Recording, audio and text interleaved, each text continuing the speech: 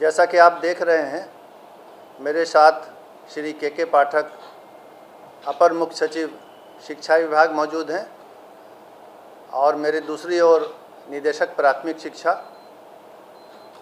इस press briefing में हमारे साथ शामिल हैं।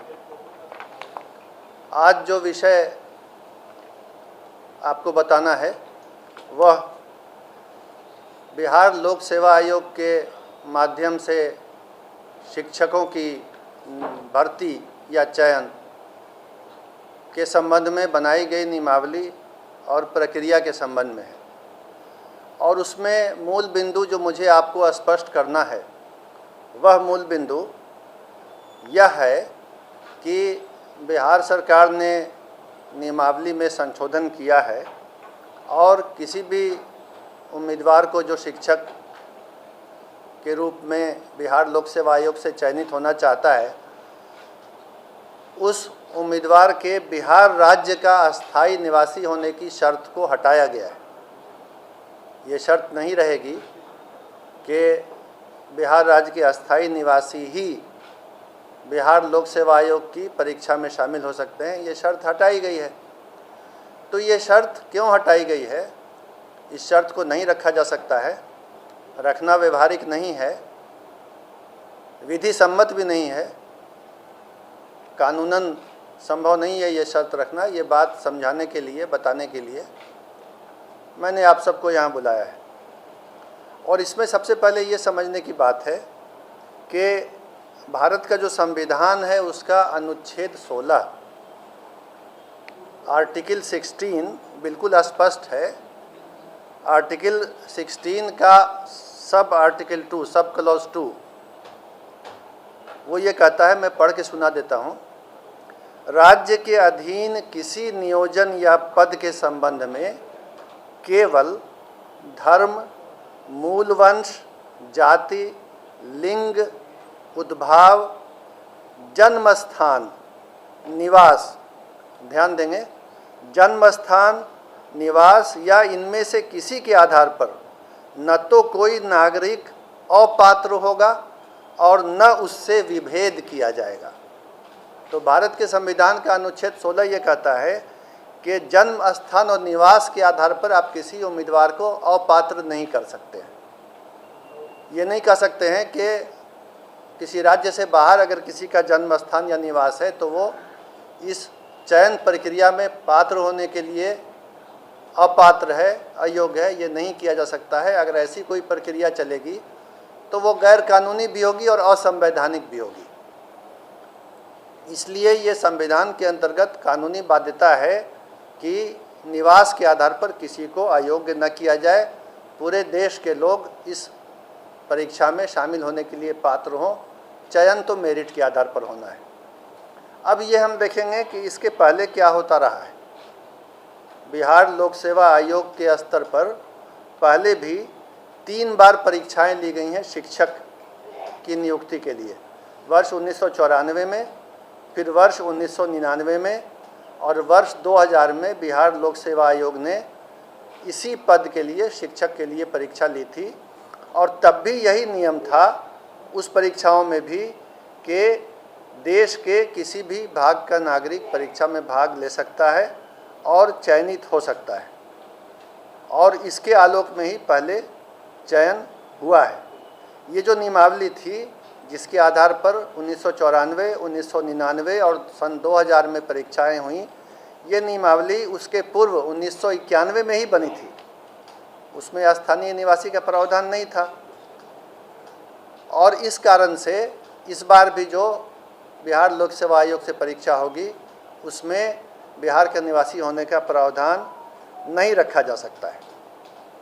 इसके बाद जो वर्ष 2012 की नियमावली बनी थी उसमें भी जब चयन हुआ, हालांकि उसमें स्थानीय निवासी होने का प्रावधान नहीं था, लेकिन उसके बाद भी चयन हुआ तो 1,68,000 रिक्ति के विरुद्ध जो नियुक्ति हुई तो राज्य के बाहर के मात्र 3,413 अभ्यर्थी चयनित हुए। यानी 1,68,000 में सिर्फ 3,000 से कुछ अधिक राज्य से बाहर के थे और बाकी सभी जो थे वो राज्य के अंदर के थे।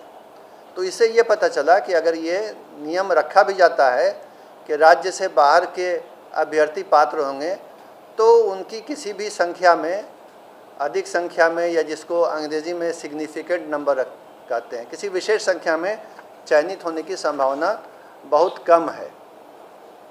ये बात भी शिक्षा विभाग ने पता कर ली है। अन्य राज्यों में, पड़ोसी राज्य सहित, उत्तर प्रदेश सहित किसी भी राज्य में अभी तक ऐसे किसी नियम की जानकारी नहीं मिली है जिसमें उसी राज्य के व्यक्ति पात्र हों, दूसरे राज्य के पात्र नहीं हों। ऐसी बात नहीं है। इस नियम के अंतर्गत बिहार के भी जो निवासी हैं वो उन राज्यों में पात्र हैं, अन्य राज्यों के निवासी भी उन राज्यों में पात्र हैं। अन्य राज्यों में भी यही स्थिति है कि स्थानीय राज्य का निवासी होने की शर्त नहीं है। इसके अलावा ये बात भी विचारणीय है कि 50% रिक्तियाँ आरक्षित रहती हैं। आरक्षण का नियम स्पष्ट है। जो आरक्षण का अधिनियम बिहार में है, सभी सेवाओं में लागू है कि आरक्षण का लाभ, आरक्षण के आधार पर चयनित होने का लाभ केवल और केवल राज्य के अंदर के निवासी को ही मिलता है।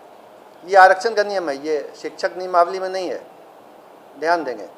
तो ऐसे भी चूँकि आरक्षण में ये नियम है और इस बार भी लागू होगा कि बिहार राज्य के अंदर के जो लोग हैं उन्हीं को आरक्षण का लाभ मिलेगा, तो 50% रिक्तियों पर तो आरक्षण के कारण बिहार के ही लोग चयनित होंगे। और बाकी पर जैसा मैंने बताया, पिछली बार का भी अनुभव है कि बहुत ही नाम मात्र को ही बाहर के लोग चयनित होते हैं। स्थानीय निवासियों को कोई उससे विशेष घाटा या नुकसान नहीं होता है।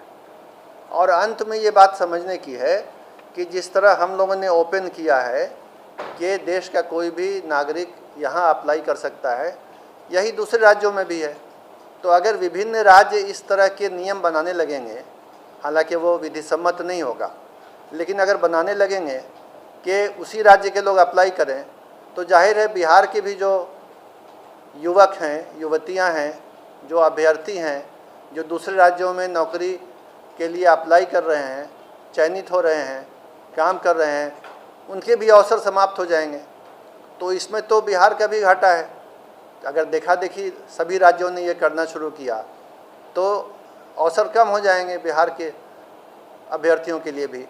तो कुल मिला के ये किसी के हित में भी नहीं होगा।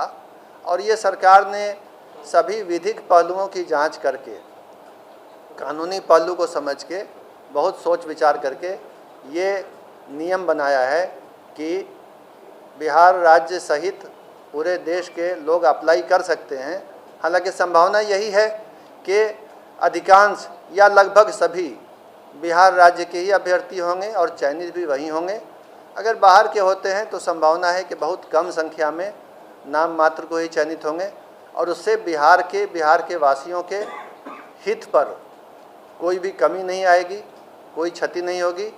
और ऐसे तो आप समझ ही सकते हैं कि बिहार लोक सेवा आयोग के माध्यम से मेरिट के आधार पर अच्छे शिक्षकों का चयन होगा, जिससे राज्य की शिक्षा व्यवस्था पहले से भी और बेहतर हो जाएगी।